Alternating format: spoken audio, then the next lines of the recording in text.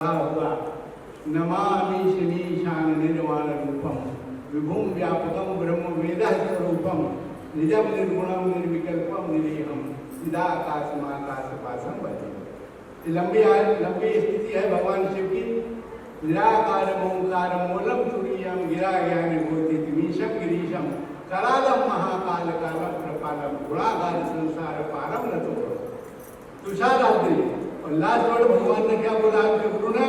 स्फुरन मौली कल लोलिनी चारु गंगा रसद द्वार बालेंदु कंठे उजंगा। हे प्रभु, मैं जब तेरी आरती गाता हूँ तो मेरा शरीर रोमांचित हो जाता है, मैं बोल नहीं पाता। और आप भूषण जी के गुरु रोने लगे। पूरे भारत में हमारे यही भगवान शिव की स्तुति गा के सोचते कि हम बड़ा पुण्य कर रहे हैं। अब बाबा के शब्दों में सुनिएगा भगवान शिव के विषय में क्या बोलते हैं। मैं जस्ट वंडरफुल। बाबा बोलते हैं प्राचीन काल में, मैं बाबा के वर्ड बोल रहा हूं कंठस्थ। प्राचीन काल में शोषित मनुष्य ने, अवहेलित निपीड़ित घुटनों के बल चलने वाले दीनहीन मनुष्यों ने भगवान शिव को ही परम आश्रय के रूप में माना। देखिए बड़े। और बाबा आगे क्या बोलते हैं? भगवान शिव शोषकों के शोषण के खिलाफ वज्र हस्त से प्रहार करते थे। दाम्भिक व्यक्तियों के दम्भ के ऊपर त्रिशूलाघात करते थे। और अवहेलित और जिन लोगों को कोई नहीं जानता था उनके लिए परमात्मा अविचार और अनाचार के खिलाफ बड़े बड़े पहाड़ को राख कर देते थे। और लास्ट में लिखे हैं,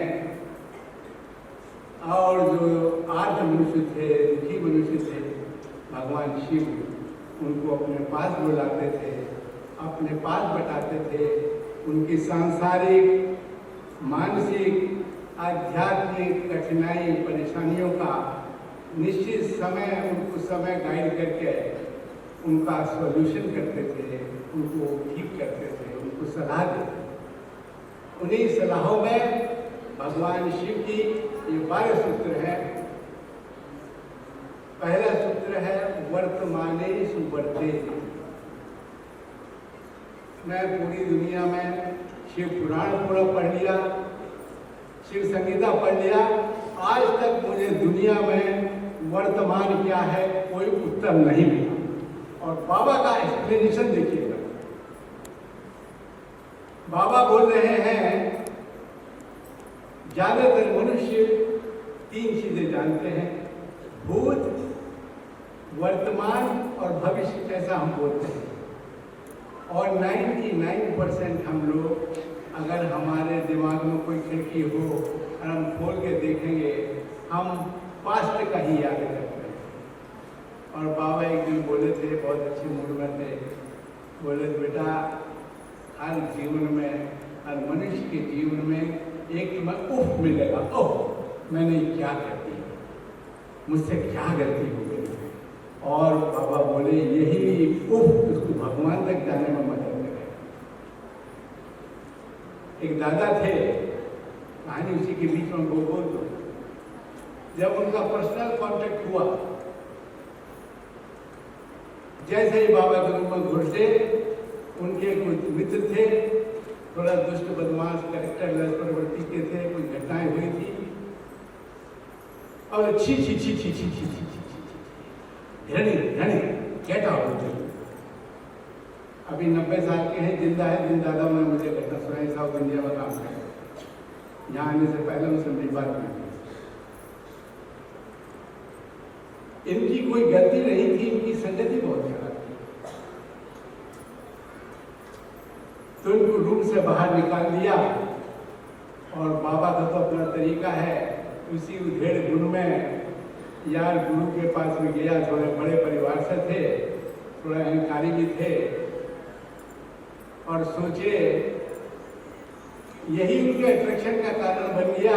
इसी में सोचते सोचते वो सन्यासी हुए। और उस समय जो मार्गी लोग थे, किसी को किलकारी, हुंकारी, फुंकारी सब लग रही है, कुछ नहीं हो रहा। इनको वही दिमाग में आ रहा है, छी छी छी छी छी। बहुत परेशान रहने लगे। एक दिन बाबा खाली कमरे के अंदर बैठे थे, बाबा के रूम के अंदर घुस गया, चिटकी नहीं बंद कर। क्या कहना चाहते हो ईश्वरानंद? बोले बाबा मेरी साधना ठीक नहीं हो रही। बोलना तो कुछ और चाह रहे थे। बाबा बोले हमारे प्रति थोड़ा मेल मोहब्बत है क्या? नहीं। बोले बाबा अपना दुख इसीलिए आपके पास कहना आया हूं।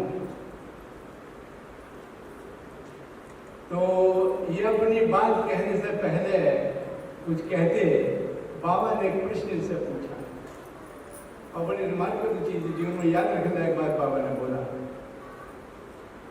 बाबा ने बोला विश्वेश्वरानंद, तुम महाभारत काल में अर्जुन को जानते हो? हाँ। और तुम ये भी जानते हो अर्जुन उस समय का सबसे बदमाश और कट्टर ऐसा आदमी था, जहां गया वहीं गलती करता था। तुम ये भी जानते हो? ये नहीं जानते। उस समय का बाबा ने एडजेक्टिव बोला, सबसे पतित गिरे हुए व्यक्तित्व का आदमी था अर्जुन। बाबा लेटे हुए थे। अच्छा ये बताओ विश्वेश्वरानंद, अर्जुन गलती करता था या परम पुरुष उससे गलती करवाते थे? तो नेचुरली ये बोले बाबा अर्जुन गलती करता था। बाबा उठ के बैठ गए, नो, परम पुरुष उससे गलती करवाए। क्यों? जिससे उसका सिर झुक जाए, और झुके हुए सिर के ऊपर ही परम पुरुष के पास। तो क्या गलत है क्या सही है? कभी कभी गिरने का कारण उठना हो जाता है। एक दीदी थी कावेरी, बाबा रिपोर्ट ले रहे थे, तुम्हारा स्कूल हेल्थी क्यों नहीं है?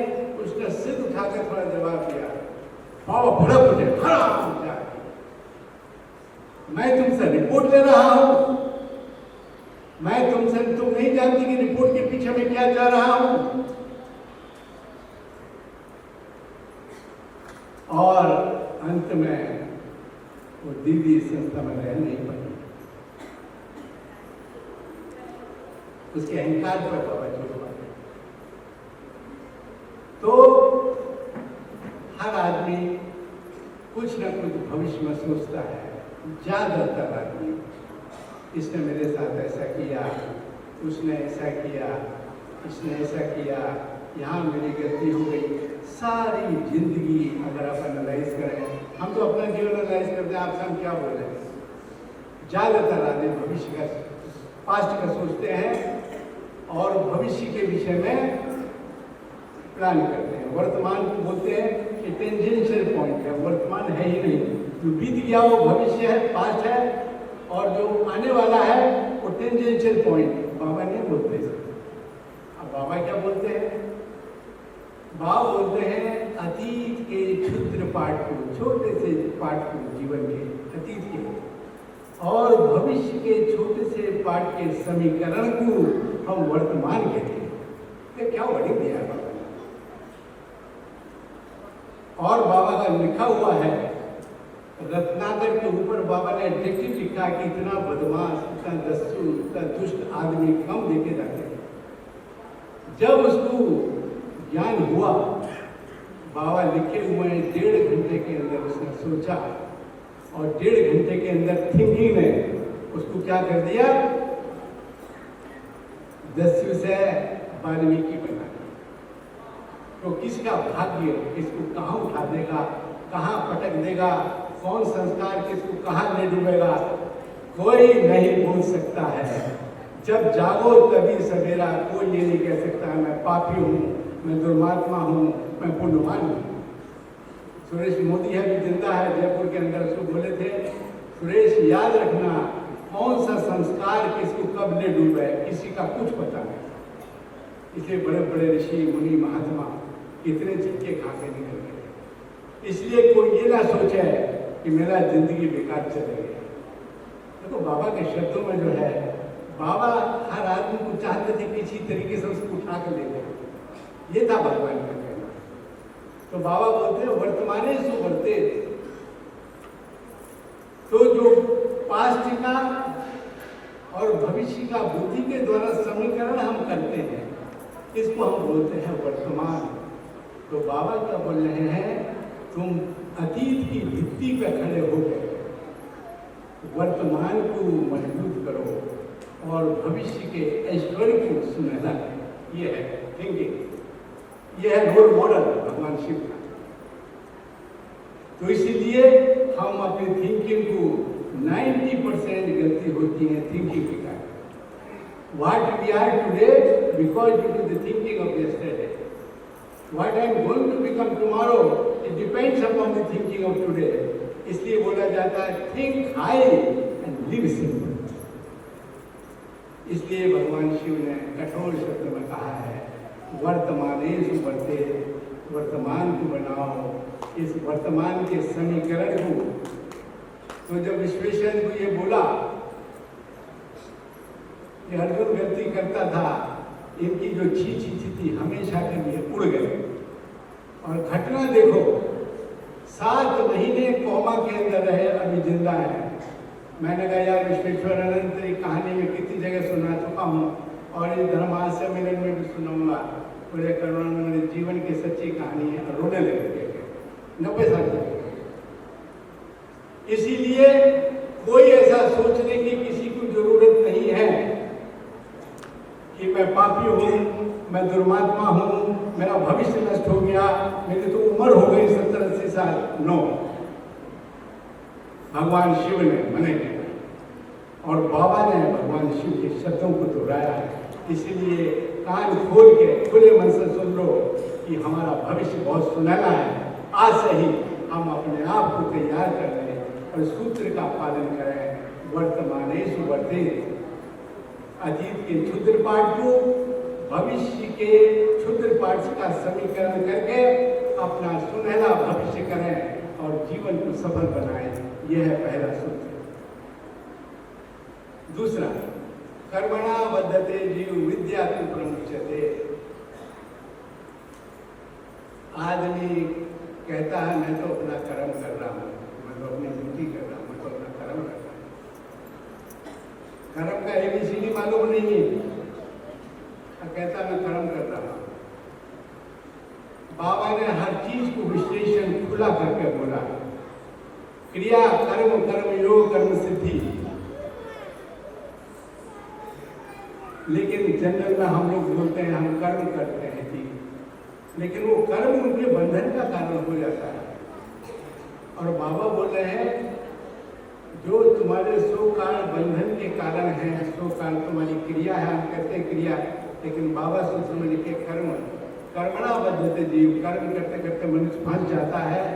विद्या तु प्रमुच्यते, तुम ज्ञान के द्वारा, विद्या के द्वारा उससे फ्री हो जाओ। प्रमुच्यते, उससे निकल जाओ। मनुष्य के सोचने के 3 तरीके हैं, प्रत्यक्ष, अनुमान एंड आगम। मैंने देखा गाय सफेद है, कोई कहे नहीं जी गाय पीली है, मैं नहीं मानूंगा क्योंकि मैंने देखा है। एक तो प्रमाण ये है। एक अनुमान, मैं ऐसा करता हूँ, फलाना आदमी से मैं ये बात करूंगा, वो ऐसा सोचेगा, ऐसा रिएक्ट करेगा, मैं अनुमान करता हूँ, हो सकता है सही होना। और दूसरा, हमारे बड़े बूढ़ों ने ऐसा बोला है, जैसे आपने एक सूत्र सुना होगा, खैर, खून, खांसी, खुशी, प्रेम, बैर, मदपान, रही मन छुपे ना छुपे, जाने सकल जाने। खैर मन दान, खून, किसी का मर्डर करो, खांसी, खुशी, प्रेम, प्रेम प्रसंग, बैर, दुश्मनी, मदपान और शराब पीना। रही मन छुपे ना छुपे, रही मन कितने ही कोशिश कर लो कि तुम छुपा दो, छुपेगा नहीं। एक चीज ऐसी हो जाएगी, सारा भंडा फूट जाएगा, सब जान जाएंगे। तो जिस चीज को हम ज्यादा छुपाने की चेष्टा करते हैं वही खुल जाती है, क्योंकि ये बोलते भाई ये बोला गया है। कई मैंने देखा, एक जैसा पुरानी कहावत है तो कहते हैं ना, मैं लिखा है, वो क्या है मैं बोलूँगा नहीं पब्लिक में, लेकिन पुरानी सही है कि अगर थोड़ा बुजुर्गों के अनुभव अगर हम मान लें, सुन लें, तो हमें काम आते हैं जीवन में। इसलिए कहते हैं बचपन का भोलापन भगवान की गिफ्ट है। बच्चा कितना भोला होता है। अब बुढ़ापे का भोलापन तुम्हारी जीवन की अर्निंग है। बुढ़ापे में आदमी बड़ा भोला हो जाता है, बच्चे जैसा हो जाता है, लेकिन दोनों भोलेपन में फर्क है। वो भगवान की गिफ्ट है और ये जीवन की आपकी पूरी अर्निंग है। तो सूत्र क्या बोल रहा है? कर्मणा बद्धते जीव। तुम कर्म के द्वारा बंधन में फंस जाते हो। इसलिए 3 चीज भगवान ने बोला है कि तुम विचार से, इससे। अब 2 प्रकार की चीजें होती है चिंतन के लिए, समझाने की दृष्टि है। मैं एक आदमी को आपके सामने खड़ा कर दूं और मैं ये कहूं ये बदमाश है या ये बहुत अच्छा है, तो आपके मन में 2 बातें उठती हैं, ये अच्छा है, अच्छा नहीं है, ये बदमाश है, नहीं। आपके मन में 2 बातें उठती हैं और जब एक निष्कर्ष पर पहुंच जाते हो विचार के द्वारा, इसको हम बोलते हैं विचार। बाहरी चीज में आपको डिसीजन है। और दूसरे क्या है? विवेक। विवेक क्या होता है? श्रेय और प्रेय। दुनिया की ओर अट्रैक्शन को बोलते हैं प्रेय और परमात्मा के अट्रैक्शन को बोलते हैं श्रेय। जब दोनों में कंफ्लिक्ट हो, इधर जाऊं या उधर जाऊं, हर आदमी जानता है ये मेरा एक्शन गलत हो रहा है, लेकिन अभी मेरा क्या कर लेगा? मैं तो पावर में हूं, मेरे पास पैसा है, मेरे पास सत्ता है, मेरे पास प्रभुत्व है, मैं इंटेलिजेंट हूं, मैं चालाक हूं। कितना बुद्धि लड़ाता है और फंस जाता है। आप बड़े बड़े बुद्धिमान आदमी किसी को पैसा दे दिया बहुत चालाकी से और सोचते हैं मैं बहुत किया, सारा फंस गया। तो इसलिए क्या मैं बोल रहा हूं कि विवेक के द्वारा हम ये सोच लें कि हमारा रास्ता कौन सा है। मेरा रास्ता क्षुद्र का है या बढ़त का है। अगर मैं क्षुद्र के रास्ते पे चल रहा हूं, मैं सुखी हो जाऊं, मैं सिक्योर हो जाऊं, जाए दुनिया है नहीं मानती। ऐसा चक्कर फंस जाएगा कि चक्कर में फंसा देंगे आप। क्या हो गया, क्या कर दिया। इसीलिए हमारे जो कर्म हैं उनमें हम बंध न जाएं। इसलिए ज्ञान के द्वारा, विद्या के द्वारा, विवेक के द्वारा हमें सोचना पड़ेगा। और सोचने के लिए मैंने कल भी बताया था, स्वाध्याय करना पड़ेगा। नहीं मालूम है तो यम पढ़ लो, दोबारा पढ़ लो, तिवारा पढ़ लो। इसलिए बाबा बोले हैं जो यम नियम पालन नहीं करता है वो साधना नहीं कर सकता है। कितना ही मीठे भाषण गिर दो, इतना ही आपकी टॉप पर्सनालिटी में कुछ काम नहीं करेगा। What you are inside, one day, today, tomorrow you will be recognized. You are a good man or you are a bad man. आप बाहर से कड़ा बोल रहे हो और लोग कहते हैं बड़ा गुस्से वाला है बड़ा, लेकिन आप दिल आपका अच्छा है, लोग पहचान लेंगे ये मुंह का ही कड़वा है, दिल का अच्छा। अरे बहुत मीठा मीठा बोल रहे हो और भीतर के ठीक नहीं हो, एक दिन आपको लोग पहचान लेंगे ये बदमाश है, मीठा मीठा बोलता है, भीतर का ठीक नहीं है। एक बड़े पुराने दादा थे, मुझे एक बात उन्होंने बोले, मुझे आज तक याद है। उन्होंने कहा कि करुणानंद, अगर तुम कुछ होना चाहते हो, बनना चाहते हो, तुम चाहते रहो, कल नहीं बनो, परसों नहीं बनो, अतरसर नहीं बनो, एक दिन ऐसा आएगा तुम देखोगे तुम बन गए, हो गया। आप करते हो, करने से नहीं होगा, जिस दिन वो चाहेंगे हो जाएगा। तो जो करना होने में परिवर्तित होने लगे तो आप सोच लो कि मेरी आध्यात्मिक प्रगति चल रही है। इसलिए आपको अपने विषय में कम सोचना होगा। इसलिए भगवान शिव ने सूत्र दिया, कर्मणा बद्धते जीव। सो कर्म जो सेल्फ मोटिवेटेड होते हैं, सेल्फ के ऊपर केंद्रित होते हैं, वो मनुष्य को बंधन में फंसा देते हैं। और विद्या को प्रमुचिते, तुम ज्ञान के द्वारा, विद्या के द्वारा अपने आप को फ्री कर लो। इसलिए मनुष्य को सत्संग करना चाहिए। हम जो कर रहे हैं ये सत्संग हो रहा है धर्मार्थ सम्मेलन के माध्यम से कि हम अपने पॉइंट को देख लें और निश्चित कर लें। हम ये ना करें कल करेंगे परसों करेंगे नहीं। अब तीसरा पॉइंट है, और इसी कारण बहुत सारे अन्याय अत्याचार हुए, विशेष उसमें जाने की जरूरत नहीं है। आप इशारे को समझ लो कि ज्ञान के द्वारा अपने सो काल प्रपंचों को, सो काल सेल्फ मोटिवेटेड कर्मों को, जो सेल्फ केंद्रित होते हैं, उनसे बचने की चेष्टा करो। नहीं आपसे गलती होगी और परमात्मा की कृपा भी आपके साथ नहीं होगी, कोई चक्कर चल जाएगा, फंस जाओ। तीसरा विषय है कर्मणा बद्धते जीव। ये हो गया तीसरा पॉइंट का है। इसमें एक और पॉइंट बाबा बोले हैं, बहुत इंपॉर्टेंट पॉइंट है, लोक व्यामोह कारक। जो आदमी नेगेटिव सेंटिमेंट इंजेक्ट करते हैं दूसरों के अंदर, सीधे साधे आदमी को गलत एडवाइस देके, उनको मोटिवेट करके, उनके सेंटिमेंट को मोटिवेट करके, और क्या करते हैं, उनको नैरो जियो सेंटिमेंट के ऊपर उनको मोटिवेट करके इंजेक्शन लगाते हैं। ऐसे लोगों को भगवान शिव ने बोला है लोक या मोह कारक। नैरो सेंटिमेंट इंजेक्ट कर देते हैं सरल लोगों के बीच के अंदर, उनको लोक व्यामोह कारक बना देते हैं। ये इसी के अंतर्गत आता है कर्मणा बद्धते जीव विद्या तु प्रमुच्यते। इसलिए ज्ञान के द्वारा आप उस झंझट से, जंजाल से निकल नहीं जानते, जानने की चेष्टा करो, सीनियर के पास जाओ, उससे नहीं हो तीसरे से पूछो, लेकिन संतुष्ट हो जाओ बाबा क्या चाहते हैं। अब तीसरा पॉइंट है यद भर्तरेव हितमिच्छति तद करो। बहुत इंपॉर्टेंट पॉइंट।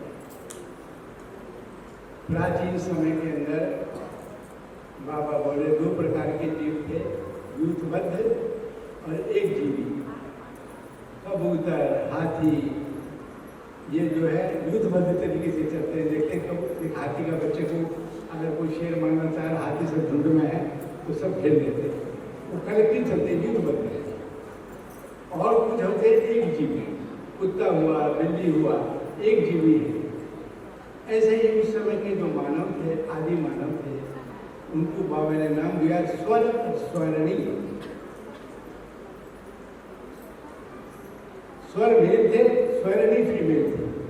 सहजात संस्कार के कारण एक दूसरे में अट्रैक्शन हो जाता था, और अट्रैक्शन होने के कारण उनके बच्चे भी हो जाते थे, लेकिन कोई जिम्मेदारी नहीं। तो क्या हुआ, बच्चों का लालन पोषण नहीं हुआ, माँ का प्यार नहीं हुआ। एक बच्चा छोटा था, फिर दूसरा बच्चा हो गया, स्वरणी कहीं और चली गई, स्वर कहीं और चला गया। भगवान शिव जब आए, उन्होंने देखा ये आदमी तो बहुत ज्ञानवान है, बुद्धिमान है, इसको अगर ठीक तरीके से ज्ञान दे दिया जाए तो इसका जीवन बन सकता है, और जो शिशु को, औलाद को प्यार माँ का बाप का चाहिए वो मिल सकता है। तो भगवान शिव ने नारा लगाया यद भर्तुरे हितमिच्छति तद कलत्रम। और भगवान शिव ने अपने जीवन के अंदर पहली शादी किया, विवाह। विवाह माने विशेष दायित्व की। और नारी के लिए क्या बोला बाबा ने, बोला उसका नारी का सम्मान रखने के लिए भगवान ने शिव वर्ड यूज किया कलत्र। और भर्ता माने जो भरण पोषण करेगा। इसलिए शादी की 3 कंडीशन मैंने बताई। लड़के की इकोनॉमिक कंडीशन ऐसी हो जो वाइफ को, बच्चों को सपोर्ट कर दे, नंबर 1। अच्छा स्वास्थ्य, नंबर 2। और नंबर 3 रहने का घर। इनकम है नहीं, घर है नहीं, कर लिया शादी, बच्चे हो गए, मम्मी पापा संभालेंगे ना, लफड़े हो जाएंगे। इसीलिए बाबा ने बोला कि जो विवाहित जो जो आदमी है उसका नाम बाबा ने दिया भट्टा, जो भरण पोषण करे। और नारी को कलत्री बोला। कलत्री के विषय में क्या ड्यूटी दे दी? जो भर्ता के हित का ध्यान रखे, उसकी भौतिक, मानसिक और आध्यात्मिक उन्नति हो, ऐसी नारी को हम लोग बोलते हैं कलत्री। सम्मानित बोल दिया भगवान, समाज में सम्मानित था। पति के सामने नारी होगी, लेकिन समाज के सामने कलत्री होगी, वो भर्ता का हित का ध्यान रखेगी। अब ये कोई जरूरी नहीं है। कल मैंने बोला था, बाबा बोले कि लड़का लड़की को बोल दो कि वो युद्ध शुरू कर दे, जो चीजें वो सहन नहीं कर सकते उनके खिलाफ। मान लिया औरत सुन ही नहीं रही है और आदमी चेष्टा करते करते थक गया, कब तक करेगा? ताली एक हाथ से नहीं, फिर दोनों हाथ से बजती है। इसलिए लड़कियों को भी चेष्टा करनी पड़ेगी, भर्ता के हित का ध्यान रखना पड़ेगा। मैं अभी गया था, एक मैं परिवार में रहता हूँ, तो दीदी काफी नजदीक है, 25-30 साल से। तो मैं बोला, दीदी महेंद्र जी आपको इतना रफ हैंडल करते हैं, तो आप महेंद्र का खाना पीना रहना ठीक देखती हैं? कहीं ऐसा तो नहीं महेंद्र कभी ऐसा फील करता है?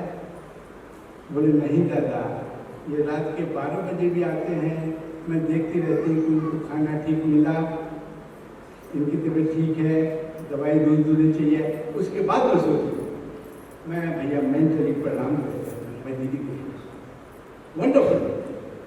और उसके ऐसे ऐसे दुख जीवन के परमात्मा ने ऐसे सॉल्व, और सोच भी नहीं सकते और कहकर उन्हें नहीं।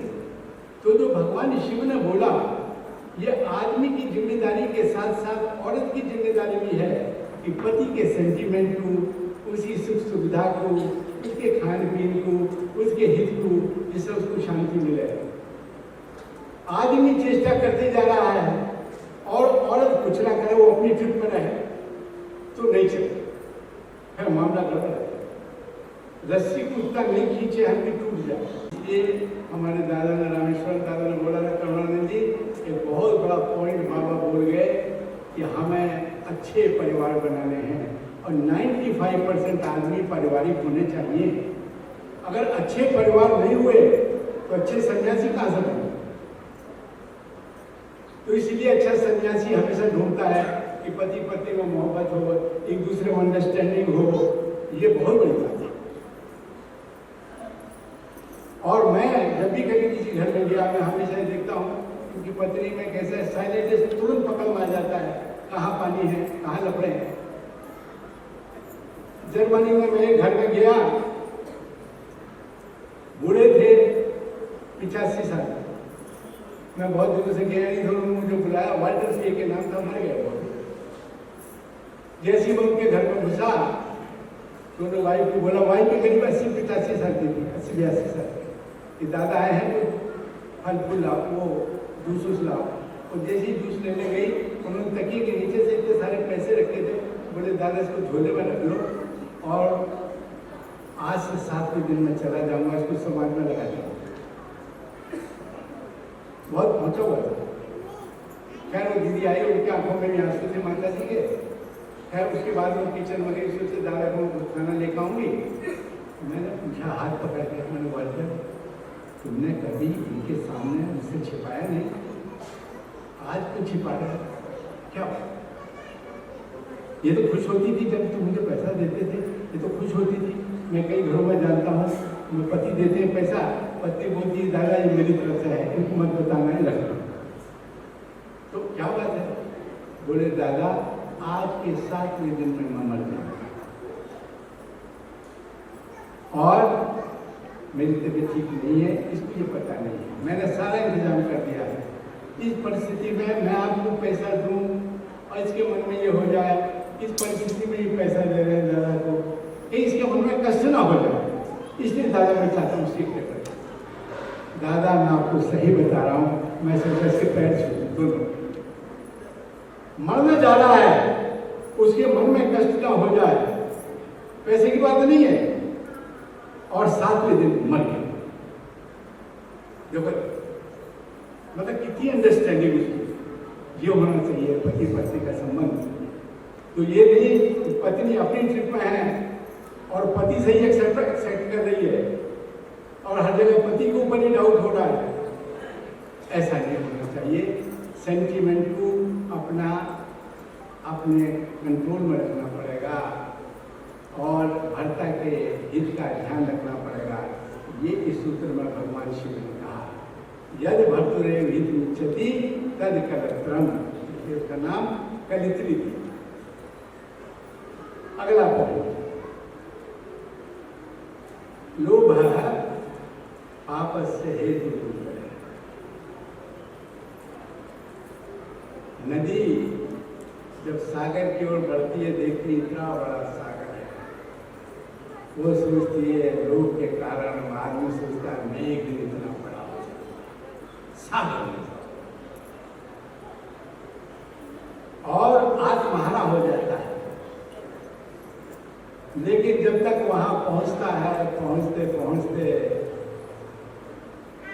उसका जीवन की थकान उसको ऐसे किनारे पर ले जाती है।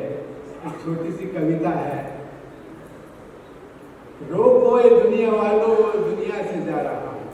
बहुत बड़ा आदमी था, पैसे वाला था। रोको ये दुनिया वालों, दुनिया से जा रहा हूं, रोको रिश्तेदारों, यम खींचता है मुझको, रोको रिश्तेदारों। कपड़े के मिल का मालिक मशहूर था जगत है, तन पर 3 कपड़े, मर जाता हूँ कपड़े उतारने थे कफन है, तन पर 3 कपड़े, इनको तो ना उतारो, नोटों के 20 बंडल छाती पे मेरे रख दो। धनवान था मैं इतना, निर्धन न कर कमा। तब संत आकर कान में यूं कहते, गजने जिसे पुकारा मृग से पुकारा।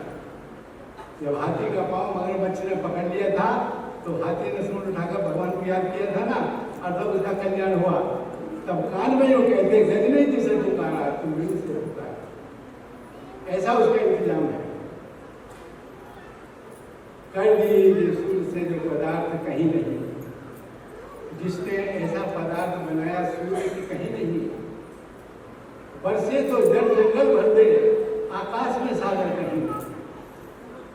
पत्ते पत्ते की कतरन न्यारी, तेरे हाथ कतरनी कहीं नहीं। तेरे भोजन की कीरो सकू, तेरे लगे बटाने कहीं नहीं। तेरे न्याय में फर्क पड़े नहीं, तेरी लगी कचहरी कहीं नहीं। ये है भगवान। इसीलिए लोभ के वशीभूत होकर आदमी भूल जाता है। लोभ है पापस से हेतु भूत है, और वो क्या करता है, बहुत पाप करता है। मेरे पास धन, मेरे पास बिल्डिंग, मेरे साथ ये। कितने आश्रमों में आनंद बात तो पकड़ है। मैंने एक दिन बाबा के पास गया,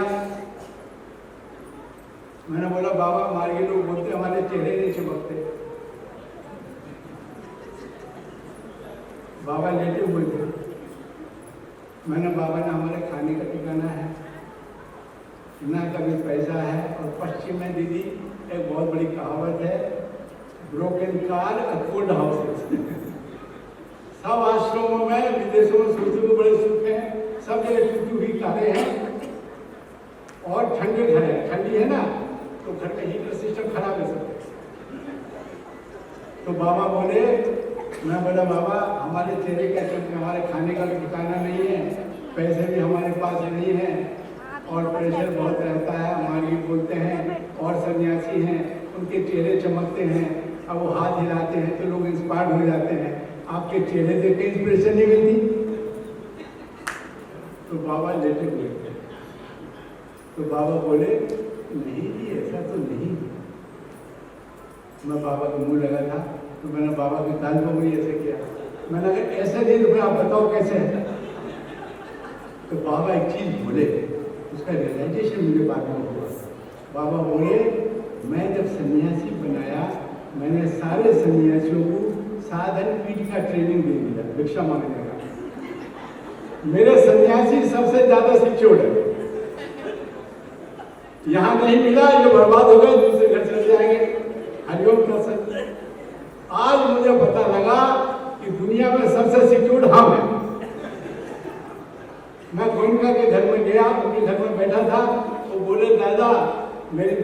परिवार, बड़ा घर देख के लोग सोचते हैं मैं कितना सुखी हूँ, मेरे पेट में कितने इंसान है किसी को पता नहीं। सारे लोगों का यही देखा। लक्ष्मी मित्तल का भाई मित्तल उनको बड़े नजदीक थे, इसके बहुत बड़े स्टीक मिले हैं। और रमैया जो ये किंगफिशर का मालिक है, उसके घर जाते थे हमेशा यही, जब भी मैं उसके घर में जाऊँ, दादा मेरा माइंड थोड़ा सा डिस्टर्ब हो गया, नहीं मैं उससे ज़्यादा रिच होता, मुझसे ज़्यादा रिच होता, मुझसे ज़्यादा रिच होता। मैं बाबा को जाकर उसके विषय में बता दिया। बाबा बोले उसका घर का खाना मत खाना। मैं जब जाऊँ, हम लोग साउथ इंडिया में जाते थे तो नॉर्थ इंडिया का खाना देते थे, टेबल सजा हुआ है। मैं बोला भाई मेरा ये एकादशी है। बोले दादा जवाब आते एकादशी बड़ी मुश्किल हो गया। मैं बाहर चले गया, लौट के आया, दीदी नजदीक थी, एक तरफ भवानंद दादा थे वो भी मर गए, वो उनके नजदीक हम दोनों घर माना जाना था। बोले दादा दीदी मर गई, आज आप नाम मत कहें। और बाबा ने मुझे बोला उनका घर खाना। मैं बोला तगड़ा कॉन्टेक्ट है, 25% शेयर मैं ये बिजली इलेक्ट्रिक बिल में है मैसूर के, मैंने संस्था के काम आएंगे। बोले दादा इतना नहीं करना, मैं दुखी हूँ, मेरी पत्नी चल गई। मैं भी चुप हो गया। मैं बोला बाबा गलती माफ करना। एक उन्होंने पालक का डोसा बनाया, मैं चलो एक ऐसा खा लेता हूँ। बाबा आज तुम संभालना। डोसा क्या खाया दादा, आग लग गई। 3 महीना मैं तो कितनी बार काम करके मर गया। मैं कॉन्टेक्ट ही छोड़ दिया। देखो अहंकार बहुत बड़ा, लोग बहुत जबरदस्त। तो लोभ वापस से हेतु होता है। जब आदमी का लोभ हो जाता है, वो सोचता मैं बड़ा बना, अब और बड़ा बना, अब और बड़ा बना।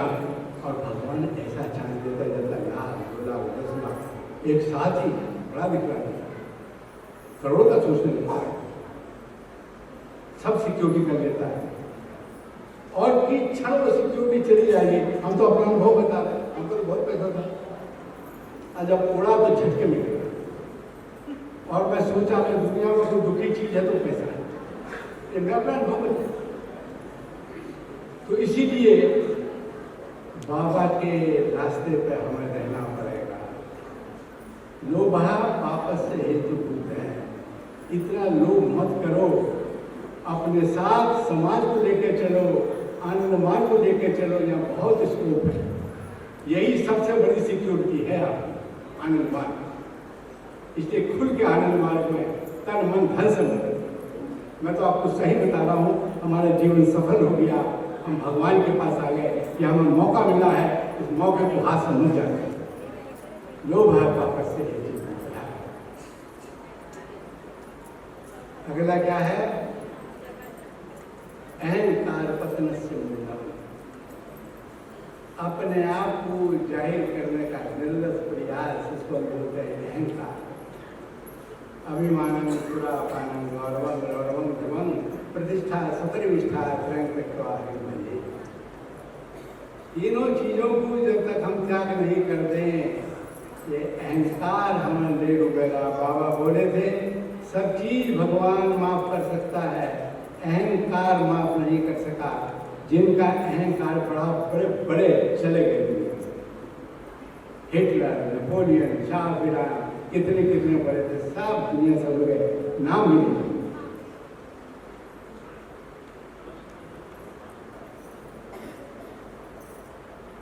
श्वेत केतु गुरु के आश्रम में पढ़ने गया, पढ़ लिख के बहुत विद्वान हो गया, बहुत ज्ञान को प्राप्त हो गया। आश्रम से विदा हुआ, 25 साल पूरे हुए, आज लौट के घर आया। इसके मन में भाव आ गया, मैं इतने ज्ञान को प्राप्त, मेरे पिता तो ज्ञानी, मैं जाके अपने पिता को झुक के प्रणाम करूंगा क्या? ऐसे ज्ञानी पिता को, वो तो आज पुत्र मुंह में व्याकुल होंगे कि मेरा बेटा है। ऐसा ज्ञानी पिता को मैं कभी जाकर प्रणाम नहीं करूंगा, मन में निश्चित कर दिया। लेकिन पिता आत्मज्ञान को प्राप्त थे। जैसे ही घर के नजदीक पूछा, बोले रुको, मेरे प्रश्न का उत्तर दो। तुम उस एक के विषय में कुछ कहो जिसको जानने से मनुष्य सब ज्ञान को प्राप्त हो जाता है। वो एक क्या है? ये तो गुरु ने पढ़ाया नहीं था। एक को जानने से सब ज्ञान को प्राप्त हो जाता है। सब पढ़ा लेकिन ये चीज नहीं पढ़ी थी। बोले बेटा पढ़ाई पूरी नहीं हो, वापस जाओ गुरु का आश्रम। लौट के बुद्धू घर को आए, गुरु के पास बोले गुरुदेव एक को जानने से मनुष्य सब ज्ञान को प्राप्त होता है। गुरु समझ गए। गुरु बोले काम कर, ये आश्रम जो गाय है इनको लेके जंगल की ओर चले और इतनी दूर चले जाना जहां आदमी परिंदा कुछ नहीं हो, यही गाय तेरी दोस्त, इन्हीं की आंखों में देखना, इन्हीं से बात करना और जब ये 1000 हो जाए तब लौट तब तेरे प्रश्न का उत्तर होगा। चला गाय पानी गुरु का उत्तर था। जंगल में पहुंचते पहुंचते बहुत बड़ी पहाड़ी के ऊपर चला गया। पहाड़ी के ऊपर जाने के बाद बैठा था, एकदम देखने लगा गाय महाराज जी क्या बात कर रहे हैं। ये बोले गुरु के पास तो गुरु चक्कर बता दे 1000 होना है। एक दिन घटना घटी। श्वेत केतु बैठा था, एक गाय चलते हुए इसके पास रंभाती हुई आई। इसने गाय की आंखों में देखा, तो गाय की आंखों में इसने देखा कि गाय की आंखों में मासूमियत थी, भोलापन थी। वो देख रही थी, देख के नहीं देख रही थी। गाय थी, होके भी नहीं थी। उन दिनों में बुद्धिस्ट मॉनेस्ट्री हुआ करती थी भारत के अंदर। वहां बुद्धिस्ट सन्यासी पागल की आंखों में टकटकी लगा के देखते थे। पागल देखता भी था, नहीं देखता तो था, होकर भी नहीं था। तब इसके मन में घटना घटी कि मैं कुछ भी भगवान कण में व्याप्त है। वो कहीं सब जगह व्याप्त होकर भी कहीं नहीं है और मैं कुछ भी नहीं। मैं सोचा मैं हूं। घटना घड़ी, शांत होने लगा। श्वेत केतु मिट गए। कहानी मधुर है। कहते हैं जब श्वेत गाय श्वेत केतु को लौटाकर वापस ला रही है तो आज गुरु का आश्रम में बहुत चहल करते। शिष्य बोले गुरुदेव आज तो प्रश्न का उत्तर मिलेगा, एक को जाने से सब ज्ञान को प्राप्त हो जाएगा। जब नजदीक की श्वेत केतु 1001 गाय के साथ वापस आ रहा है। आज गुरुदेव बहुत शांत है। बोले श्वेत केतु तो कब का मर गया, आज तो 1001 गाय वापस आ रही है, मिट गया। खुद ही उत्तर बोला बताया था ना कि मैं तो हम इतना बड़ा कर दें कि हम परमात्मा में मिल जाए। इसलिए अहंकार पतन से मूलम। जब अहंकार आ गया मैं सारे दिन में 24 घंटे में 22 घंटे में और तू कभी नहीं होना चाहिए। 22 घंटे तू, मैं नहीं। मैं ज्ञानवान, मैं बुद्धिमान, मेरी पर्सनालिटी, मेरे कॉन्टैक्ट, मेरा ये, मेरा अच्छा बोलना, मेरा चाल, गए काम से जीरो। इसीलिए भगवान कठोर शब्दों में बोल के गए अहंकार पतन से मूलम। इसलिए आदमी जितना बड़ा होगा उतना छूट जाएगा, उतना ज्ञानवान होगा, उतना अच्छा। अगला पॉइंट क्या है? परिश्रमेण बिना कार्य सिद्धि भवति दुर्लभा। बिना परिश्रम के कार्य सिद्धि नहीं हो सकती। उद्यमेन सिद्ध्यन्ते कार्याणि न मनोरथैः नहि सुप्तस्य सिंहस्य प्रविशन्ति मुक्तिः। Bye constant and continuous efforts मनुष्य डिजायर्ड गोल अचीव कर सकता है। बाबा के साथ पटना जागृति में बैठा था मैं। बाबा सिलीगुड़ी से आए थे और कम्युनिस्टों ने बाबा को फिजिकली असॉल्ट करना चाहा। तो बाबा के पैर में घाव थे। जब मैं बाबा के पैर दबाने देखा तो घाव था। मैं बोला बाबा आपके पैर में चोट लगी, क्या हुआ? बाबा मेरे प्रश्न का उत्तर नहीं दिए और बाबा बोले पूरी दुनिया को 2 बातें बोलने लगे। और बाबा ने एक सूत्र बोला, 2 सन्यासी अपने जीवन दान दे दिए, मर गए, ये अनुभव करने में तुम दुनिया को बता दे। और बाबा सूत्र बोले प्रारब्धे न खलु विघ्न भय नीचे प्रारब्ध विघ्न विहिता वैमंति मध्या विघ्ने मुहुर्मुहुरपि प्रत्यहन्यमाना प्रारंभ मुक्त मजना आना पड़ते थे। एक सन्यासी ये कह के चला गया और दूसरा क्या बोला, निंदन तो नीति निपुण है यदि वास्तुवंतु लक्ष्मी समाविशतु गच्छतु व यथेष्टम अद्यव मनमस्तु युगांतरे वा न्यायात पथे चलती पदे में दिया। दुनिया में 3 प्रकार के आदमी हैं। कुछ आदमी डर के भय से काम ही शुरू नहीं करते, कोई एफर्ट नहीं करते। मैं कल डिसाइड करूंगा, परसों डिसाइड करूंगा, अदरसों आज डिसीजन नहीं, कहीं डिसीजन गड़बड़ हो गया तो मुसीबत आएगी। Wait wait wait wait wait, अनंत काल तक वेट। जीवन में कभी सफल नहीं हो सकता। प्रारब्ध विनिहिता विनिमयति मध्या। दूसरे आदमी बोलते हैं कब तक मैं वेट करता रहूंगा, परमात्मा का नाम लेना शुरू करो। जैसे ही शुरू करते हैं, जहां गति है वही फ्रिक्शन है, वही संघर्ष है, वो फंस जाते हैं। और जब संघर्ष आता है, अकेला नहीं आता, यार दोस्तों के साथ, जब मुसीबत आती है चढ़ उतरता, तो बोलते हैं मेरा डिसीजन गलत हो गया। इतना लंबा संघर्ष इतना मैं नहीं चल सकता। They want to give up in the middle, तो बीच में ही छोड़ देना चाहते हैं। वो भी कभी सिर्फ जयकार नहीं होती। उत्तम आदमी क्या है, वो जानता है मैं कोई भी काम शुरू करूंगा, कितना भी मैं सिक्योर से लूं, परेशानी आएंगी और दोस्तों के साथ आएंगी। और जब परेशानी आ जाती है, वो निश्चित हो जाता है कि आई विल कंटिन्यू, मैं सक्सेस हो जाऊंगा, मैं बढ़ूंगा। और विक्ट्री उसके चरण चूम लेती है। ये एक सन्यासी कहकर मर गया। और दूसरा क्या बोला, निंदन तो नीति निपुण है यदि वास्तुवंतु। ऐसे आदमी की कोई तारीफ करे या निंदा करे, लक्ष्मी समाविशतु गच्छतु व यथेष्टम, पैसा कौड़ी धन दौलत रहेगा, चला जाएगा। अद्यव मनमस्तु युगांतरे वा, मैं आज बनूंगा, 1 साल के बाद बनूंगा, उसकी भी चिंता नहीं करता। जो धर्म के पथ में न्याय के पैसे चलते हैं, वो चलते रहते हैं। विक्ट्री उनकी शरण चूम लेती है। ये दुनिया को, इसलिए बिना परिश्रम के, बिना पसीने के कार्य सिद्धि भवति दुर्लभा। परिश्रम बिना कार्य सिद्धि भवति दुर्लभा। आपको विजय नहीं बनना पड़ेगा, आपको पसीना निकालना ही पड़ेगा। आपको लड़ने के मोड में जो फाइटर नहीं हो सकता, वो जिंदगी में चल नहीं सकता।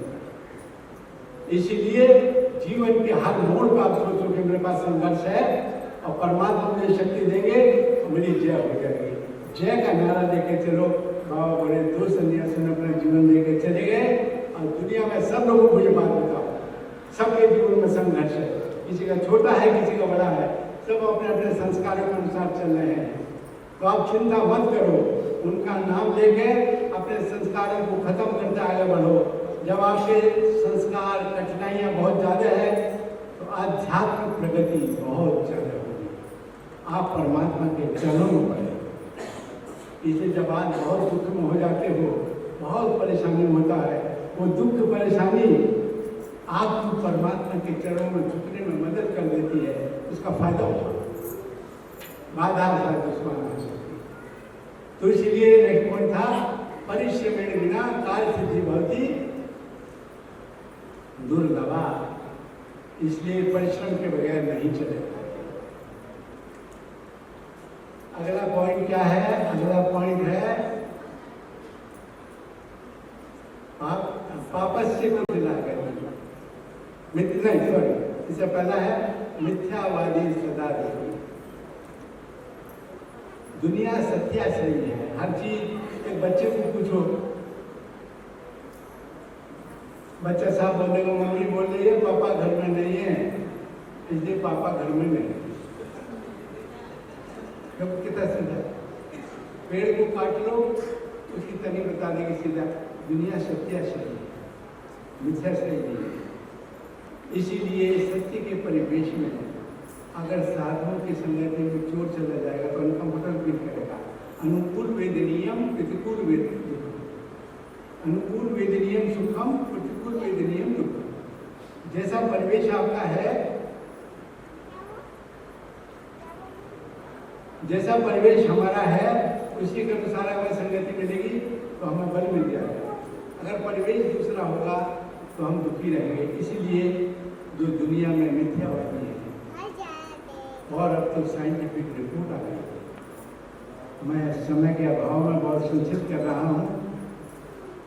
ब्रेन की total output is and output. मेरे अंदर सोच रहा हूँ कुछ, बोल रहा हूँ कुछ, कर रहा हूँ कुछ, तो ब्रेन के अंदर जो हलचल मची हुई है, इसकी टोटल आउटपुट डिस्टर्ब हो जाती है।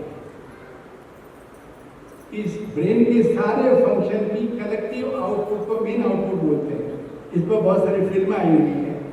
इसीलिए वो आदमी बीमार भी हो जाएगा, बाहर भी धोखा खाएगा, अंदर से भी परेशान। इसलिए आदमी को सत्याश्रयी होना चाहिए। सत्य के परिवेश में मिथ्यावादी सुखी हो नहीं सकता। साधुओं के साथ चोर रह नहीं सकता, चोर के साथ साधु नहीं रह सकता। वापस से कुछ लगा करिए। मिथ्यावादी, अगला पॉइंट है मिथ्यावादी सदा। मिथ्यावादी क्या है? नहीं सॉरी, पहले मिथ्यावादी था, दूसरा है वापस से कुछ लगा करिए।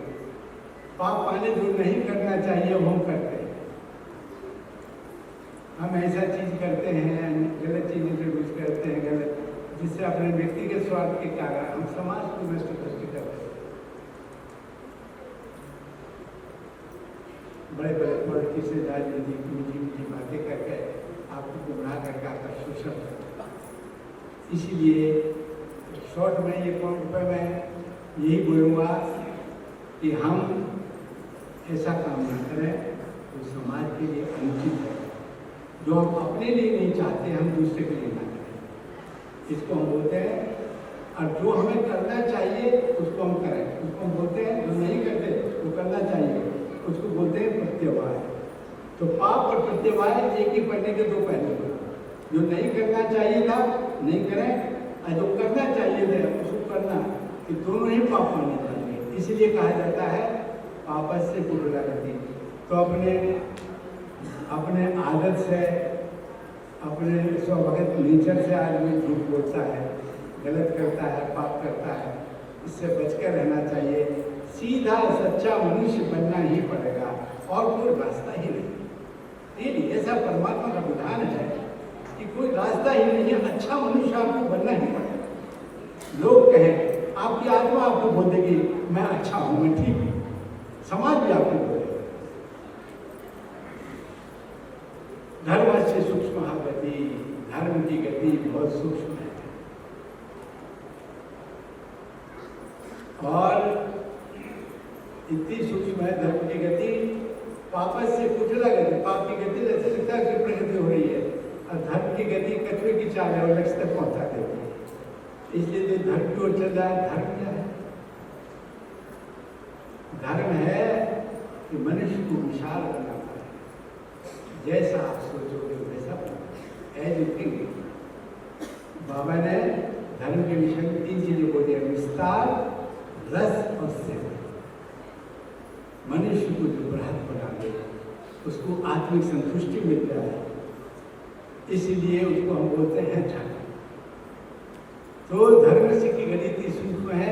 अगर हम धर्म की राह पर रखेंगे तो धर्म हमारी मदद कर देगा, हमें अननोन कॉस्मिक सपोर्ट मिल जाएगा।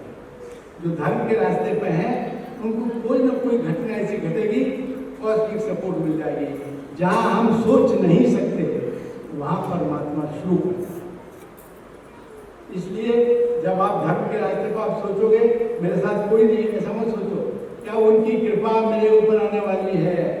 जहां कोई नहीं है वहां वो है।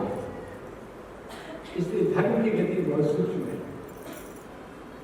और 12वां पॉइंट है, मेरा समय भी खत्म हो रहा है। तस्मात् सदा कार्य सर्वणै सदा धर्मै सर्वणै प्रयत्न। तस्मात् धर्म सदा कार्य सर्वणै प्रयत्न। आत्मोक्षार्थं जिनंता भी बोला गया है। इसको हम अपनी आत्मा का कल्याण करके जगत का हित करें। और इसके लिए बाबा ने बहुत अच्छा शब्द बोला है, सब्जेक्टिवाइजेशन ऑफ एक्सटर्नल फिजिकलिटी। पूरे दुनिया को आत्मसात कर लेना कि हम सब मेरे हैं, इसको बोलते हैं सब्जेक्टिवाइजेशन। मतलब बहुत ऊंची अवस्था है मन की।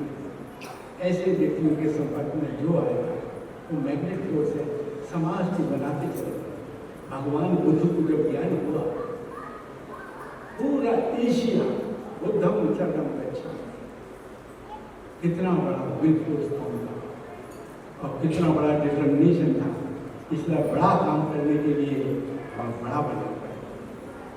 तो बाबा ने, भगवान शिव ने ये 12 पॉइंट हमें दिए हैं।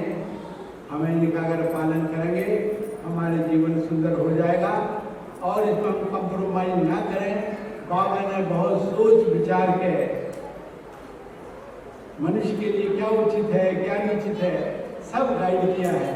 अगर हम ढंग से चलेंगे हमारा जीवन कष्ट होगा जरूर, लेकिन कष्ट होगा नहीं। लास्ट एक छोटा सा इंसान जरूर।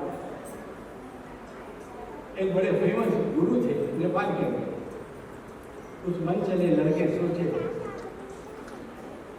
कि इनका टेस्ट है। वो गुरु को प्रणाम किए और इतनी बड़ी सुई लेंगे, सुई घुसा और हाथ जोड़ के बैठे। गुरुदेव कैसा लग रहा है? क्या जवाब दिया उन्होंने? बोले शरीर में कष्ट हो रहा है बेटा, मैं कष्ट में नहीं। देखो दुनिया चलती रहेगी, कष्ट चलते रहेंगे, आप सबसे ऊपर हो गए, सबसे ऊपर हो गए। इसीलिए जिनको भगवान के ऊपर विश्वास हो गया उनसे महान काम हो गए और उनको परमात्मा जुगाड़ कर देता है। बाबा ग्रेटर कैलाश नई दिल्ली के अंदर एक वचन दिए थे सबके सामने, आप लोग मानिए उस समय नहीं थे। मैं आज आप सब लोगों के सामने वादा करता हूँ, जो बच्चे होल टाइमर हो गए उनके परिवार की जिम्मेदारी मेरी है। हाँ तो खंड बाबा बोले थे, ग्रेटर कैलाश दिल्ली के अंदर एक होता है, साउथ दिल्ली के अंदर, और जो परिवार मार के काम के लिए अपने आप के लिए लगाते हैं उनकी परिवार की जिम्मेदारी मेरी जिम्मेदारी है। ये मेरा व्यक्तिगत वादा है बाबा ने सबके साथ। आप वाक्य है ये बाबा का, इसलिए आप ये मत सोचो हम परिवार के काम नहीं कर रहे। एक द्वारका भाई है, जब दादा आते तो उनके पीछे चले जाते थे। समझ में दादा वहां गए हुए थे हिम्मतनगर, तो उनकी पत्नी बोली अब दादा आ गए, बहुत ज्ञान की उसकी बात कर रहे हैं, पैसे का क्या होगा?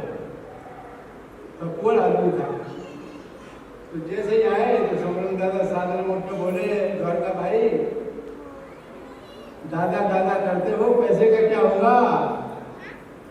भाई जो बोली वही बोलती है, अच्छे साधक थे। बोले बाबा मुझे बोले हैं तुम कैटल फीड का बिजनेस करो, 40,000 रुपये बचेंगे इस साल। द्वारका भाई बोले दादा मैं भूल गया, कैटल फीड का बिजनेस किया तो हिसाब मिला एग्जैक्टली 40,000 बचे। आज करोड़ों करोड़ रुपये। हम दीदी को जाकर पूछते हैं पैसे का क्या होगा? बोलती है दादा बाबा की कृपा। ना बाबा की कृपा अब दिख रही है, उस समय पति को बोलते थे दादा दादा, अब बाबा बाबा कर रहे। तो देखो, तो बाबा इसके माध्यम से कहाँ कौन सा काम कर ले, इस भेष में नारायण मिल जाए ये कहना मुश्किल है।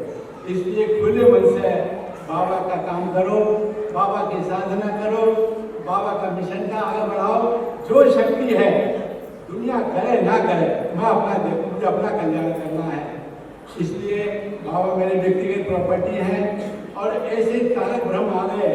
अब पृथ्वी पे आनंद मूर्ति जैसा गुरु नहीं आया, ऐसा नियम का। तो बाबा एक दिन बोले थे, हॉल में जा रहे थे, मैं साथ में था, मैं बोली दूं, मैंने सुना था बाबा के मुंह से, you do not know you are a blessed human beings of this earth. तुम नहीं जानते हो तुम दुनिया के मोस्ट ब्लेस्ड ह्यूमन बीइंग्स हो। Your future is as bright as billions and millions of moon. तुम्हारा भविष्य इतना सुनहरा है, हजारों हजारों सूर्य चंद्रमा का प्रकाश हो जाता है। You people are going to so much trouble समाज बनाने के लिए। In future generation, people will not have so much trouble. They will have a comfortable society, but they will not have me. You will help me. बाबा बोले भविष्य का society बहुत सुंदर बन जाएगा, लेकिन उस समय मैं नहीं रहूंगा।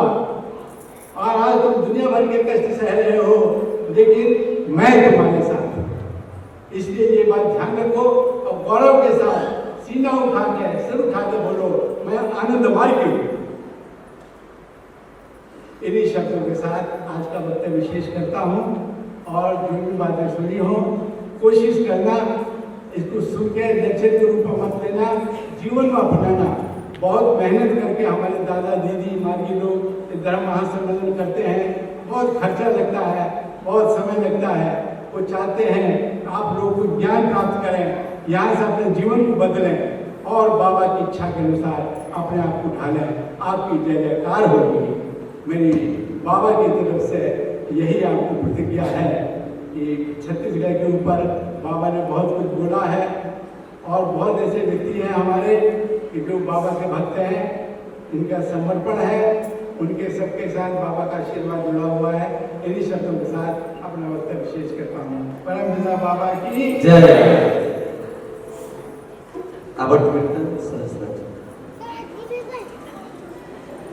बाबा नामो केवलमो, बाबा नामो केवलमो,